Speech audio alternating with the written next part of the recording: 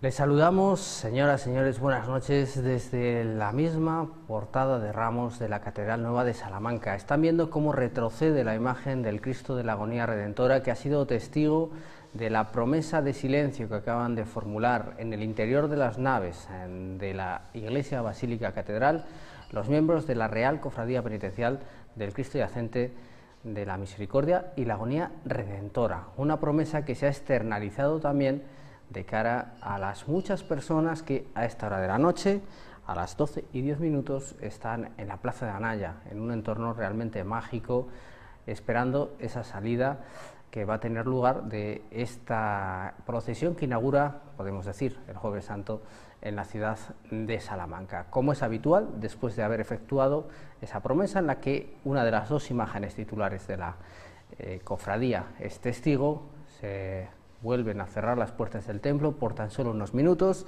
para reconfigurar la procesión e iniciar ya la marcha penitencial.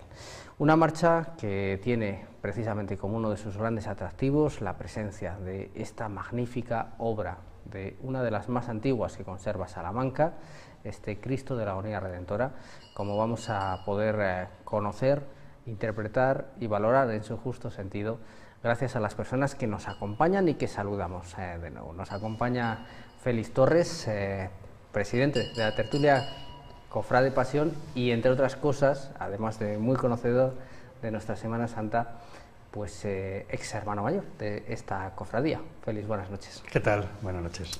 También está nuestro experto en historia del arte, nuestro experto de cabecera, Rafa López, buenas noches. Hola Paco, buenas noches. Y un intenso conocedor del mundo cofrade, desde su también experiencia como hermano mayor de la Hermandad del Vía Crucis y como seguidor de todos los asuntos que rodean y envuelven a este mundo. Raúl Alejo, buenas noches, amigo. Hola Paco, buenas noches.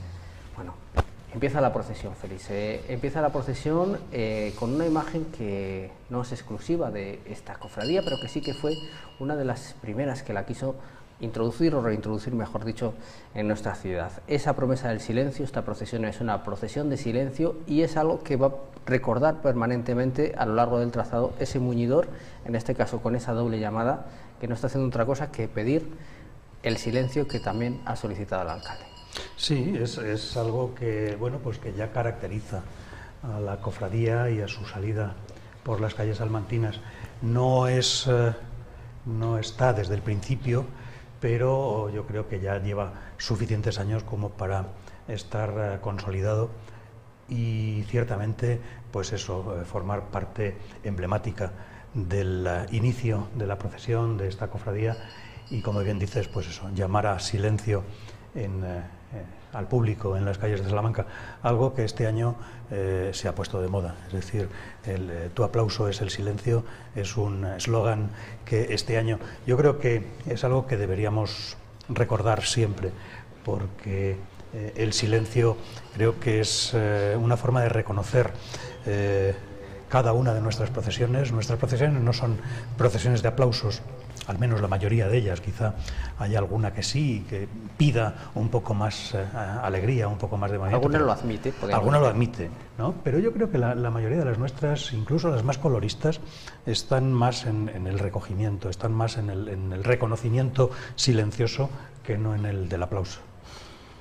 Pues es una procesión muy penitencial, esta de la Real Cofradía, Raúl, con esas señas de identidad que marca. Siempre empezamos por ahí porque evidentemente es toda una declaración de principios, el hábito, ¿no? Es otra vez zapatillas poco cómodas para transitar por el adoquinado de la ciudad, capirotes mucho más altos de lo que estamos acostumbrados en Salamanca, lo cual incrementa la penitencia, y después presencia también de otros elementos penitenciales, otros elementos pesados.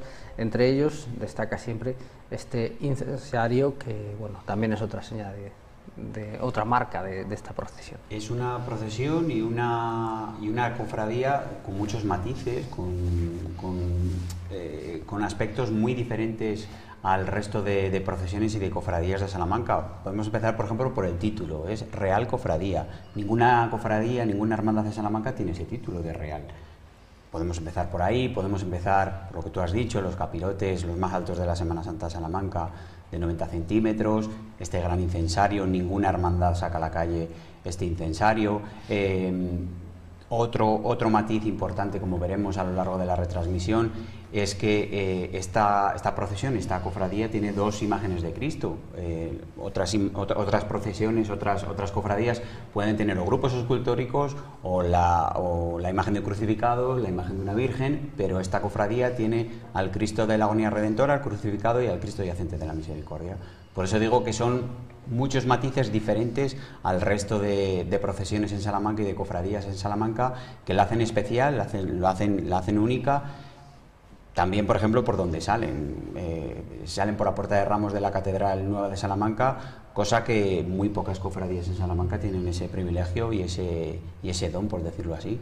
El Domingo de Ramos se abría únicamente esta puerta, así fue durante muchos siglos, para esa procesión primero que organizaba el obispo y después con la Semana Santa, pues la que se conoce como borriquilla, y hoy con un contenido totalmente distinto, desmintiendo lo que, o mejor dicho, dialogando con lo que narra el luneto de esa decoración magnífica de Gil de Ondañón, esa entrada triunfal de Jesús en Jerusalén. Hoy vemos qué poco duran las glorias en este mundo, y ya sabemos el destino de esa persona que era aclamada como triunfador, destinada, con un destino asumido, a morir en la cruz. Recordamos, Félix, que esta cofradía tiene un origen, tiene un sentido, que quizá hoy también se difumine un poco por la presencia, por la irrupción, por la revolución, si se permite la palabra, que supuso introducir en la Semana Santa de Salamanca la imagen del Cristo de la Agonía Redentora, pero realmente esta es una cofradía que fundáis un grupo de personas un poco orientada a que haya un yacente en la Semana Santa de Salamanca. Sí, es una cofradía que fundan un grupo de personas. Yo entré a colaborar con ellos el primer año, pero como un hermano más, quiero decir, bueno, pues un hermano de número, de los primeros, porque sí es cierto que me unían lazos de amistad con algunos de los fundadores, pero hay que reconocer, pues, que los fundadores se preocuparon sí es cierto, de buscar esa imagen que faltaba en Salamanca, esa imagen de un yacente, que la idea era magnífica, pero que, bueno, pues costaba lanzarla, costaba sacarla adelante, y entonces, bueno, pues decidieron buscar un intermedio. Mientras se conseguía la imagen del yacente, se intentó sacar, y esto viene a colación de lo que decía antes Raúl, de que es la cofradía que saca dos Cristos.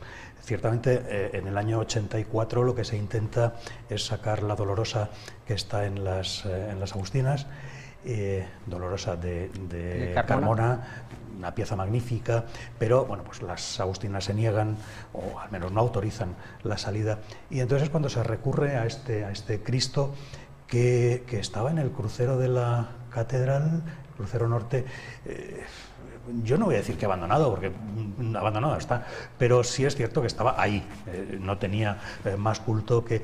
Y el Cabildo, pues quizá, seguramente, pues gracias, no, quizá, seguro que gracias a la mediación de don Rafael Sánchez Pascual, pues autoriza la salida en procesión de este Cristo. Ya a partir del año 86 comienza a moverse la cofradía para salir al año siguiente, y ese es el motivo de que salga el Cristo de la Agonía Redentora.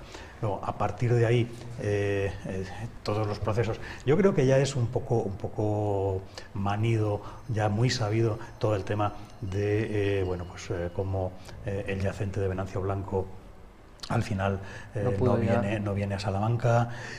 Yo sí podría decir que conozco de primera mano lo que ahí ocurre, y creo que hay veces que se ha tergiversado lo que llegó a ocurrir.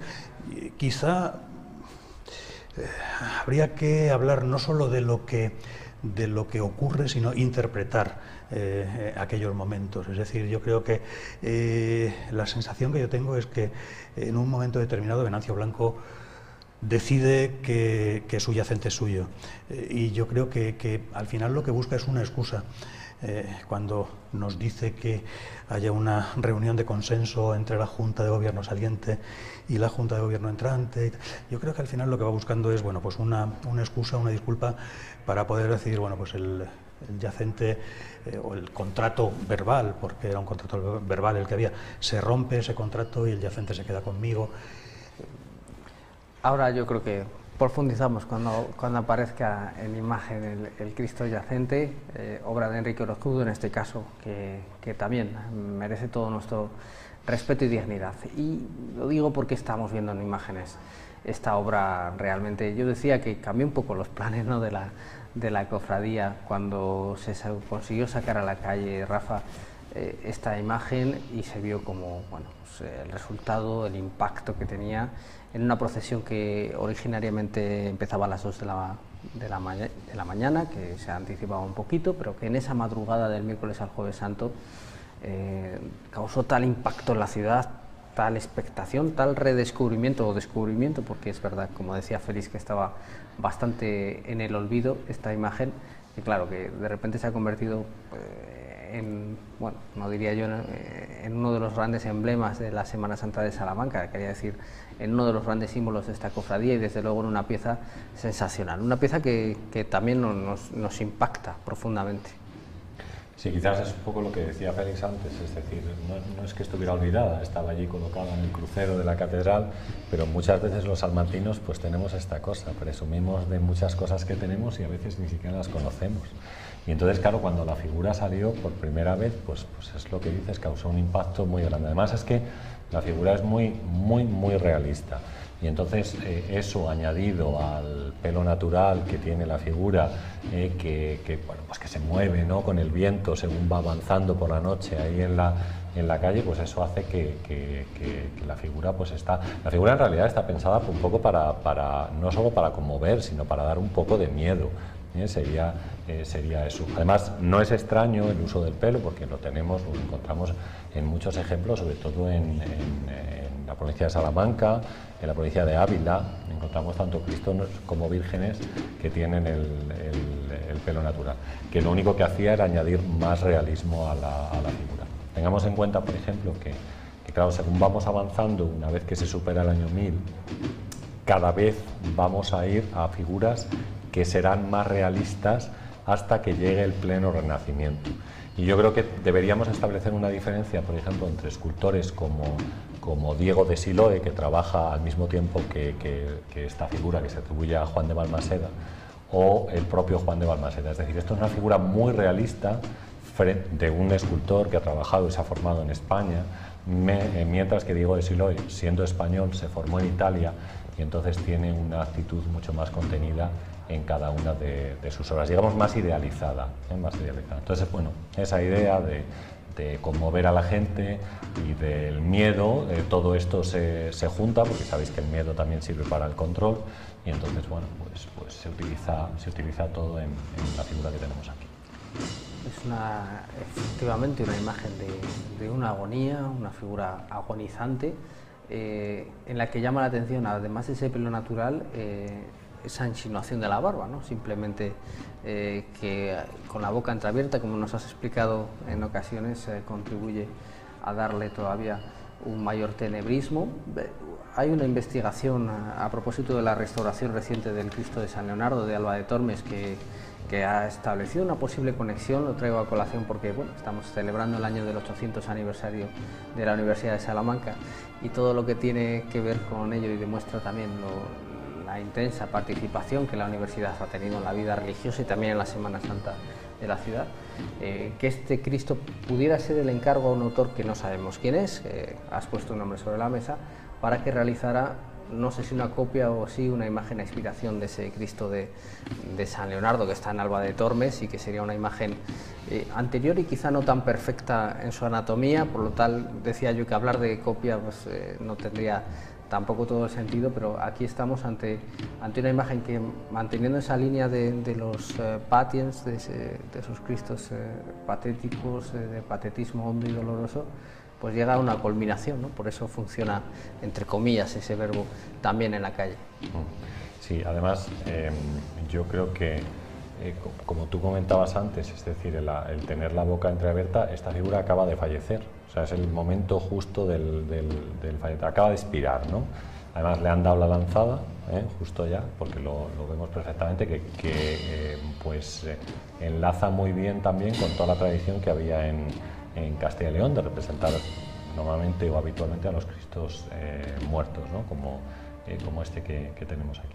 Y en cuanto a la otra figura que se conserva en los Valtombres, pues sí, es muy parecida. Tengamos en cuenta que este Cristo también es una atribución, es decir, no tenemos la documentación exacta. Sí es verdad que Juan de Balmaseda, que trabajó mucho en Palencia, pues comparando algunas de las obras que tiene allí con esta de aquí, pues sí parece que existen ciertas semejanzas, pero aún así no tenemos la documentación de la figura. Un calvario, efectivamente, esa imagen del calvario de la Catedral Palentina. Bueno, pues está avanzando en esta noche no demasiado fría, pero sí desapacible por el viento, la imagen del Cristo de la Agonía Redentora. Es uno de los pasos, Raúl, que tiene carga externa, que siempre, bueno, pues es una imagen también que en este caso se mantiene además el capuchón, es decir, el hábito completo, incrementando, insisto en esta idea, ¿no?, la penitencia una vez más, no solo de los hermanos de carga, sino que además tienen que soportar la otra molestia añadida en las cargas externas de llevar el capirote puesto. Sí, además también, al igual que la procesión que hemos visto antes de la imagen de Jesús flagelado, también son cargas externas, internas y externas, pero la gente que va cargando fuera lleva el capuchón, lleva el capirote y además, como decíamos antes, en este caso el capirote de 90 centímetros, que al ser más alto es lógicamente más difícil de llevar, más incómodo. La verdad es que este paso en la madrugada ya del Jueves Santo, un poco al hilo de lo que nos estaba contando Rafa de la imagen del Cristo, la verdad es que es un Cristo con mucho patetismo. Yo incluso de pequeño, incluso gente, amigos y demás que siempre lo hemos hablado del mundo de la Semana Santa, es un Cristo eso que da miedo, ¿no? Que en según qué calles, como puede ser la calle del Tostado, la calle que irá después, o en calles estrechas, la verdad es que este Cristo impacta mucho precisamente por Tú fíjate por cómo se le notan acabamos de ver una imagen en la cual se le notan perfectamente todas las venas anatómicamente del cuello, claro, en los golpes, en la zona del pecho, en la espalda, las venas de las piernas, es decir, el realismo es tremendo de esta figura. Y además la forma de llevar el paso también, que eso también ayuda un poco a imbuirte en el ambiente de recogimiento y sobre todo de patetismo del Cristo, además con estas imágenes impresionantes que nos estáis mostrando con las sombras ahí en la Naya. La verdad es que es espectacular en este aspecto. Siempre un Cristo, perdona, sí. Es que es una cosa que siempre me ha llamado la atención, un Cristo sin barba, un Cristo en el que se le insinúa la barba, pero que en algún momento debió tener una barba, seguramente también de pelo natural, porque yo he visto pegotes de cola en la cara del Cristo antes de que fuese restaurado, y esa cola, que era una cola antigua, se veía que era una cola que tenía mucho tiempo, tiene que ser el resto de algo que ha tenido pegado el Cristo en la cara. Yo no sé en qué momento este Cristo pudo tener barba, pero lo que sí digo es que gana en fuerza, gana en patetismo, gana en imagen con esta imagen que tiene, con esta cara. Es decir, la cara, simplemente eso, con una sombra de barba apuntada en el mentón y sin más pelo que el de la melena natural. Creo que gana bastante. Y la leyenda urbana esta, que siempre se ha dicho, ¿no? Lo de que siempre le ha crecido el pelo, ¿no? Sí, bueno, eso se puede comprobar. Bueno, la verdad es que vemos, claro, una persona, en este caso joven, Rafa, una persona en pleno vigor de su juventud, en este caso con una anatomía perfecta, y estudios al respecto que hablan de esa anatomía y de cómo se recoge perfectamente, cómo debería ser lo que ha sufrido un cuerpo que hubiera pasado por ese calvario, y hablamos ya de unos estudios anatómicos seguramente más avanzados o muy avanzados para su época, y desde luego esa melena natural acaba de conformar un conjunto que, decía yo antes, Félix, como apuntaba Raúl, con las sombras que va proyectando por San Sebastián, por la Naya, cómo se recorta la propia imagen sobre la pared, ese telón dorado de la catedral, hace estampas realmente fastuosas. Yo no sé, siempre se tuvo claro el recorrido, cómo fue la configuración de... estaba, bueno, un poco la idea de visitar a las Madres Isabeles, propietarias originarias. La idea de la visitar a las Isabeles no es original, quiero decir, el primer año no se hace la visita al convento, pero sí se hace ya en el año 88, es decir, que inmediatamente. El recorrido ha variado poco a lo largo de la historia de la cofradía. Sí recuerdo pues que el primer año el regreso de las Isabeles se hizo por la calle Prado, entrando por el callejón o por la continuación de la calle Prado que sale a San Benito, pero eso planteaba problemas de anchura, de espacio a la hora de pasar los pasos y tal, y fue al año siguiente cuando ya se decide tomar el camino por Bordadores. Pero la verdad es que poco más, bueno, pues el cambio de arco en la plaza, es decir, los primeros años iba por la calle Toro para hacer el cambio de turno de los hermanos de carga del Cristo, sobre todo en la calle Especias, y posteriormente se comenzó a hacer, posteriormente se pasó por el arco de la calle Zamora para ir directamente a las Isabeles. Y este año, bueno, pues este año no se atraviesa la plaza y no se visita el convento de las Isabeles. Pues todos sabemos el proceso que están sufriendo las religiosas de vida contemplativa, sobre todo las franciscanas, las clarisas, están sufriendo cambios, modificaciones, traslados, unificaciones de conventos. De hecho, bueno, pues hoy me comentaban, bueno, ya se sabía, era Vox Populi la marcha de las Úrsulas de Salamanca. Hoy me comentaban que ya tienen la fecha decidida y de hecho me decían y me han insistido en que lo dijera aquí y por eso lo traigo, que se va a hacer eso, una misa en recuerdo, en homenaje, en despedida a las monjas el próximo domingo, día 1. Yo creo que, bueno, pues lo mismo ocurrió con el convento de las Isabeles. Hubo un momento hace unos meses que se procedió a una unificación de conventos. Las clarisas Isabeles fueron trasladadas al convento del Corpus Christi y bueno, pues no cuajó la estancia y al final han vuelto. Pero bueno, ya estaba tomada la decisión, quiero decir, claro, no tenía sentido hacer una visita a un convento vacío, a un edificio vacío, y a partir de ahí, bueno, pues ya se tomó la decisión de no atravesar la plaza, hacer el recorrido por la calle Quintana y, bueno, pues así modificar sustancialmente el recorrido. Creo que es la modificación más sustancial que ha tenido el recorrido de la cofradía. Veamos un elemento que quizás sí que merezca un comentario, Raúl, esa cruz que portaba uno de los hermanos, uno de los cofrades, que además se va recordando a todas las personas que la han portado, que pesaba lo suyo, como veíamos, y que, bueno, pues era la anterior cruz en la que iba esta imagen.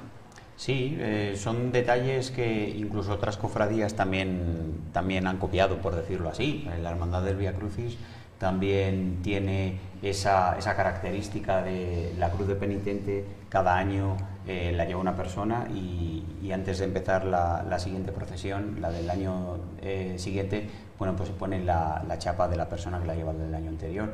Bueno, pues son detalles que también hacen diferente, como decíamos antes, a esta procesión.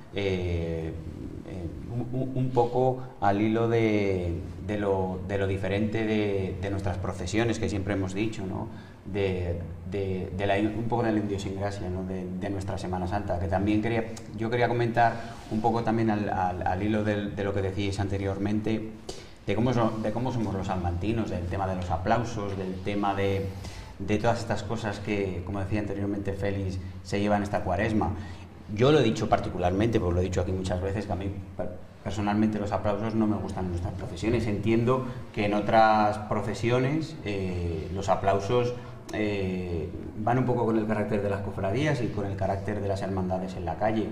pero yo creo que mayoritariamente la Semana Santa de Salamanca debería ser la Semana Santa del silencio, puesto que yo creo que es lo que nos debiera de tener, lo que lleváramos de llevar por bandera, ¿no? El salmantinismo y un poco mirar por nuestra Semana Santa. Es que yo creo muchas veces que los propios cofrades de Salamanca somos poco agradecidos con nuestra Semana Santa, no miramos por nuestra Semana Santa. Bueno, debemos o por lo menos tenerla más en cuenta. Es que yo creo muchas veces que es que no somos agradecidos con ella. Yo creo que es un problema general, quiero decir, no es un problema del salmantino y la Semana Santa, sino que es un problema general del salmantino, sí, y el mundo.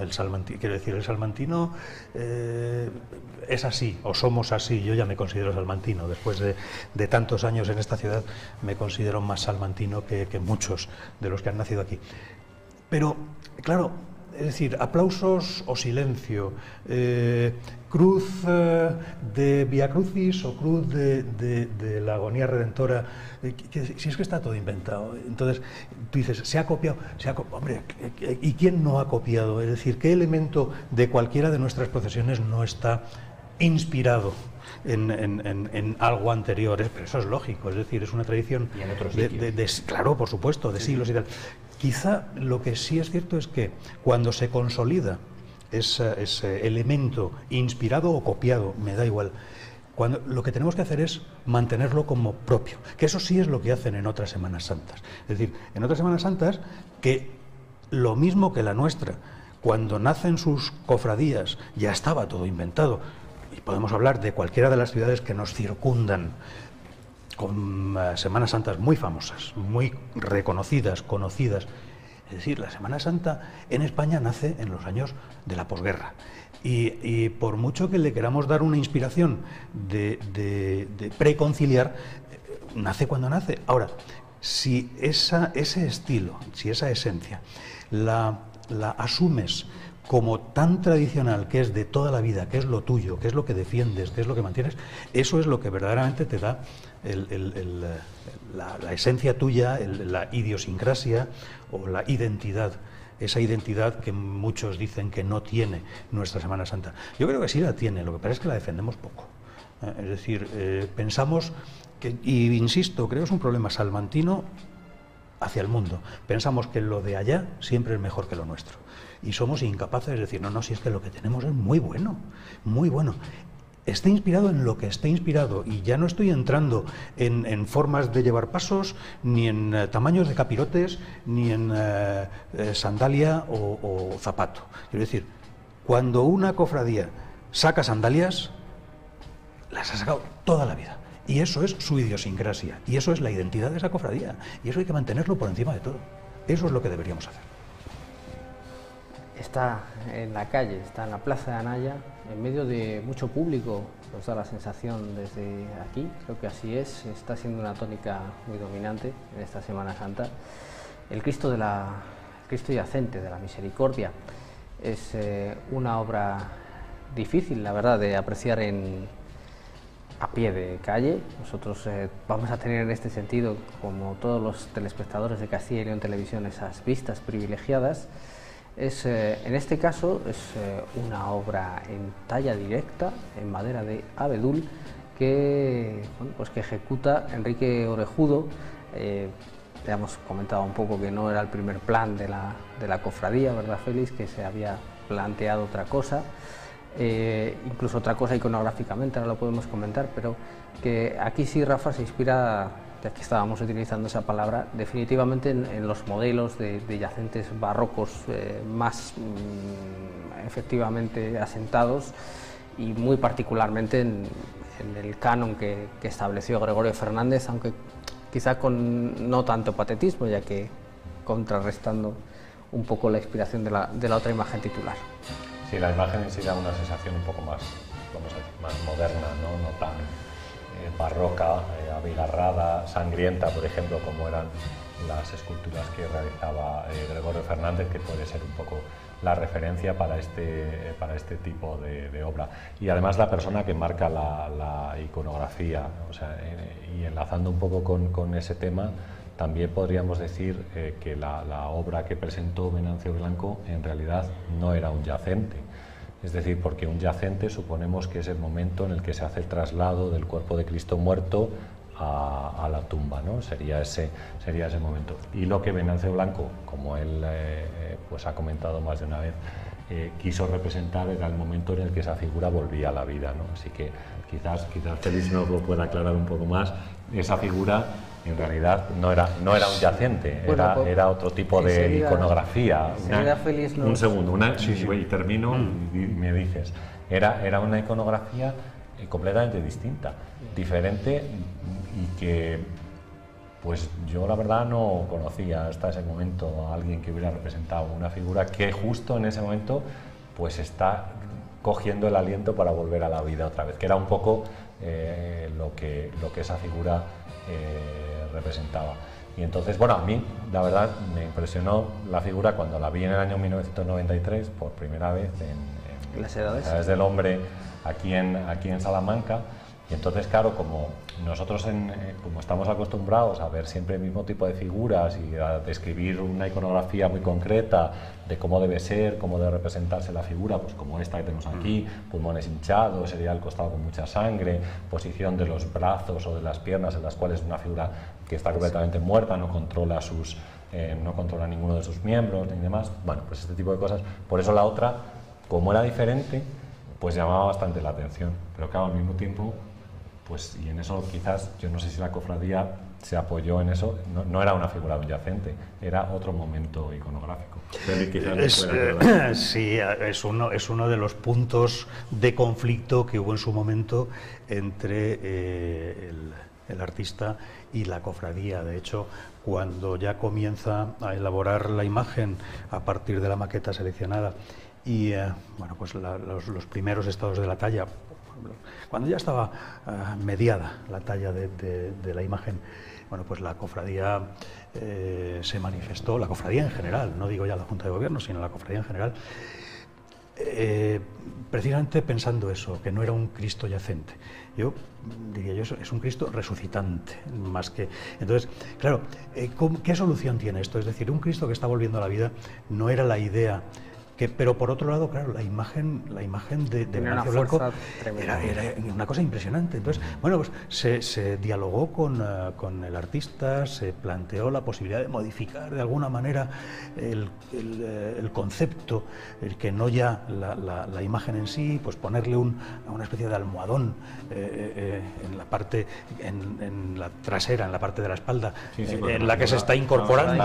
Claro, entonces dices, bueno, pues un almohadón que dé la sensación de que se está recostando más que algo así. Quiero decir que hubo una serie de modificaciones que Venancio Blanco le costó mucho aceptar, no aceptaba de buen grado, lógicamente, y tal.